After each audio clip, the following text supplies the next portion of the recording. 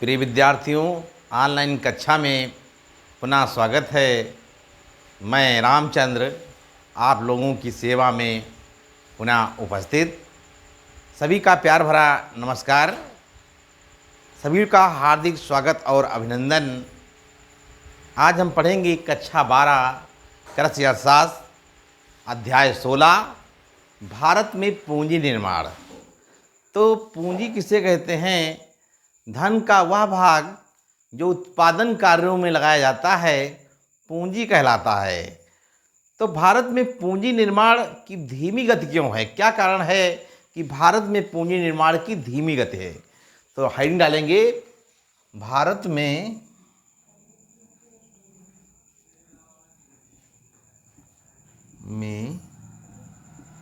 पूंजी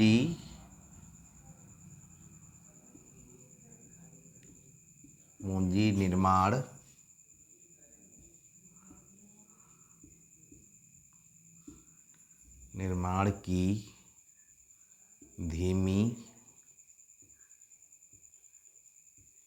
धीमी गति के कारण। तो भारत में पूंजी निर्माण की धीमी गति के क्या कारण हैं? तो उसमें सबसे पहले हेडिंग डालेंगे, बचत करने की शक्ति का अभाव। ये हेडिंग डालेंगे, बचत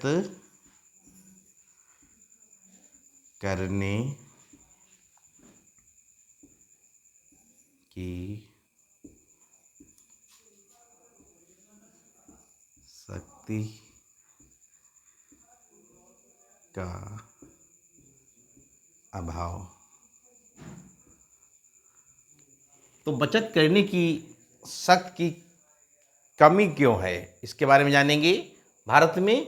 तो सबसे पहले हेडिंग डालेंगे नंबर 1 करके, प्रति व्यक्ति आय कम। प्रति व्यक्ति आय का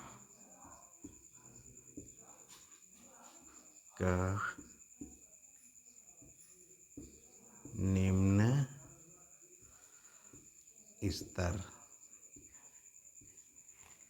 तो भारत में लोगों की प्रति व्यक्ति की आय का निम्न स्तर है। कहने का मतलब लोगों की जो है प्रति व्यक्ति आय कम है, आमदनी कम है। तो आमदनी कम होने के कारण वो पूंजी का निर्माण नहीं कर पाते हैं। इसके बाद में अगली हेडिंग फिर डालेंगे, प्रदर्शन का प्रभाव।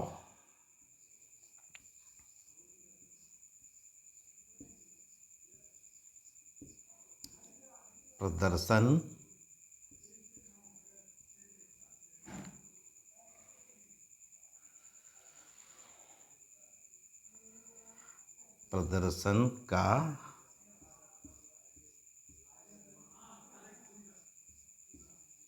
प्रभाव।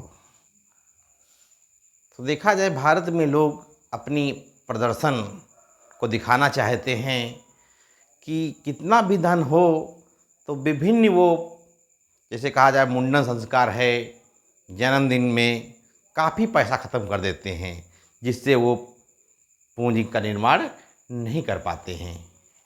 इसके बाद में अगली हेडिंग है, ये डालेंगे, जनसंख्या में तीव्र वृद्धि। जनसंख्या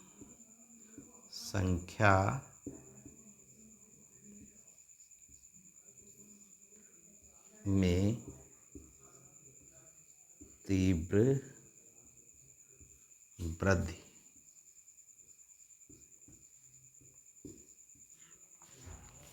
भारत में जनसंख्या बहुत तेजी से बढ़ रही है।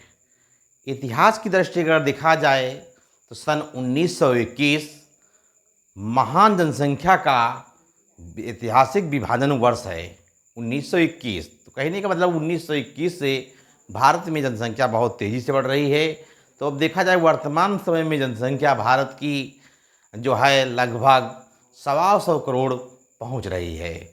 तो जब अधिक जनसंख्या बढ़ेगी तो हमारे पास उतने जो संसाधन हैं मानव की कैसे हैं, सीमित संसाधन हैं। और जनसंख्या अधिक बढ़ रही है।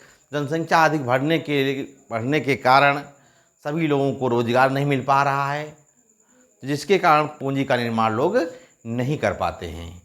फिर इसके बाद में अगली हेडिंग डालेंगे, धन का असमान वितरण।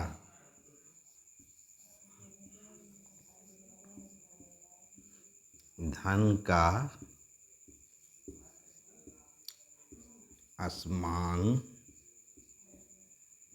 वितरण।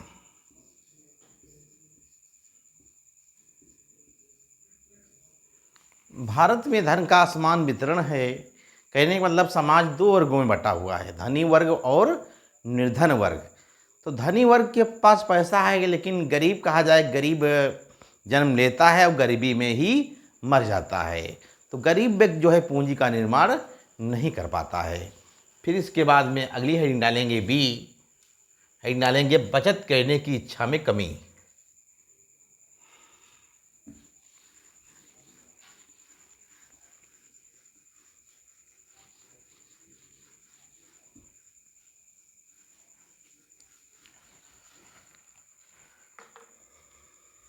बी हेडिंग डालेंगे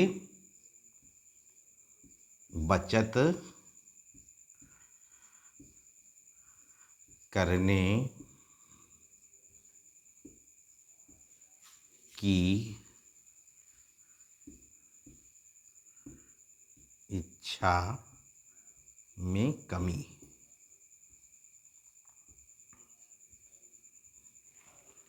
तो भारत में बचत करने की इच्छा में भारतवासियों में कमी है। तो कमी क्यों है, कौन कौन से कारण हैं जो लोग बचत करने की इच्छा में कमी रखते हैं। तो उसमें सबसे पहले हेडिंग डालेंगे, लिखेंगे परंपराएं तथा रीति रिवाज। परंपराएं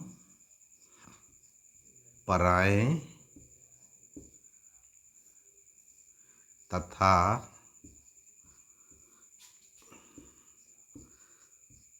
रीति रिवाज।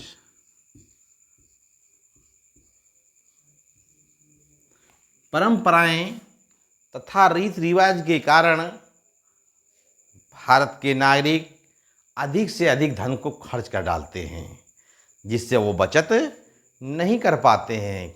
कोई भी विभिन्न प्रकार का संस्कार हुआ, उसमें पैसा बेतहा खत्म कर देते हैं, जिससे वो बचत नहीं कर पाते हैं।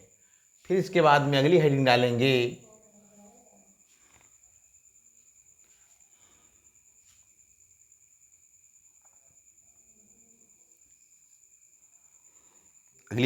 दूसरी, शिक्षा का निम्न स्तर। शिक्षा का निम्न स्तर।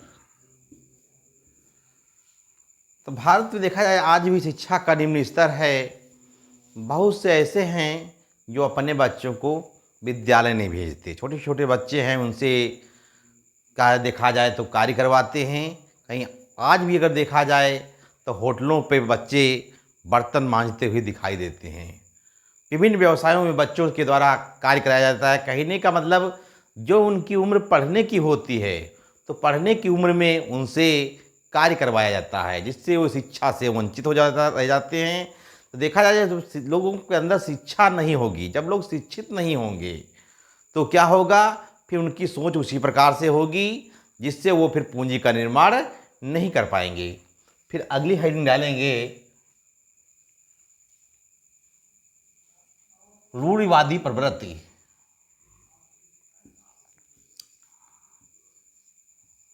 रूढ़िवादी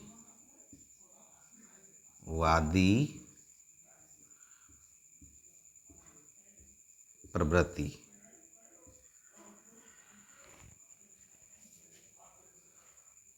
तो रूढ़िवादी प्रवृत्ति के कारण देखा जाए भारतीय नागरिक विभिन्न रूढ़ियों में व्यस्त रहते हैं।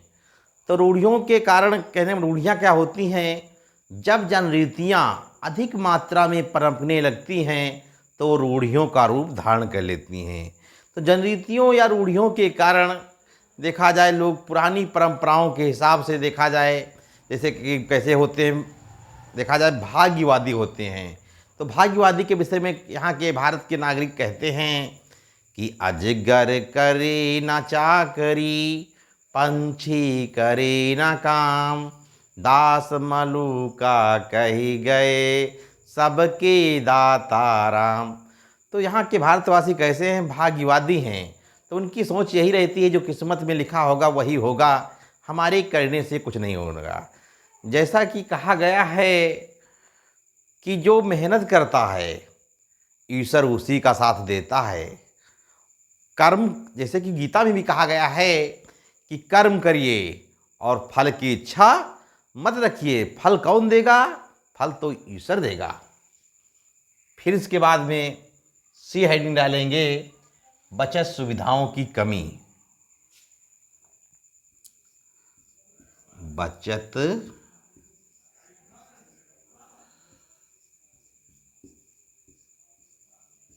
सुविधाओं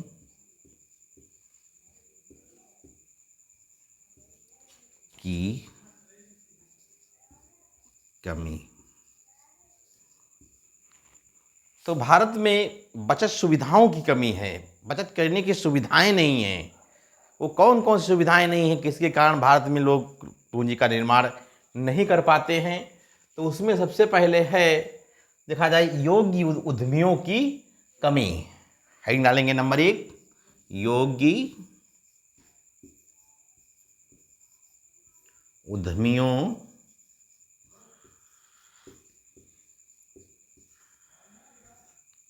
की कमी। तो भारत में जो है योग्य उद्यमी नहीं है। योग्य उद्यमी ना होने के कारण यहाँ बचत यानी पूंजी का निर्माण धीमा रहता है, अधिक पूंजी का निर्माण नहीं कर पाते हैं लोग। इसके बाद में फिर अगली हेडिंग डालेंगे, वित्तीय संस्थाओं की कमी। दूसरी हेडिंग डालेंगे, वित्तीय संस्थाओं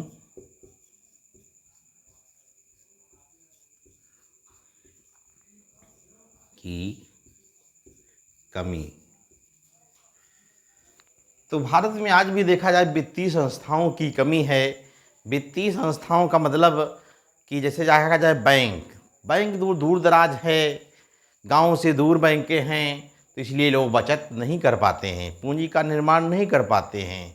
अगर उनके पड़ोस में ही बचत की व्यवस्था हो, बचत संस्थाएं हों, वित्त संस्थाएं हों, तो आसानी से वो क्या करेंगे, वहाँ से ऋण ले लेंगे और अपने व्यवसाय में लगाएंगे। और जब व्यवसाय कोई ना कोई रोजगार उनके पास होगा तो उनकी आमदनी बढ़ेगी, और अब जब आमदनी बढ़ेगी तो उनकी फिर जीवन स्तर कैसा होगा, ऊंचा उठने लगेगा।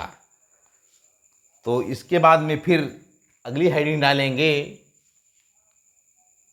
तो आज प्रिय विद्यार्थियों, हम लोगों ने जाना कि भारत में पूंजी निर्माण और भारत में पूंजी निर्माण की धीमी गति के क्या क्या कारण थे, इसके वजह में जाना।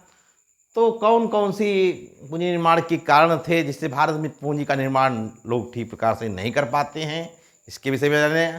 तो आज की ऑनलाइन कक्षा में बस इतना ही। अगले दिन फिर मिलेंगे। तो प्रिय विद्यार्थियों, अपने लक्ष्य को बना करके चलिए।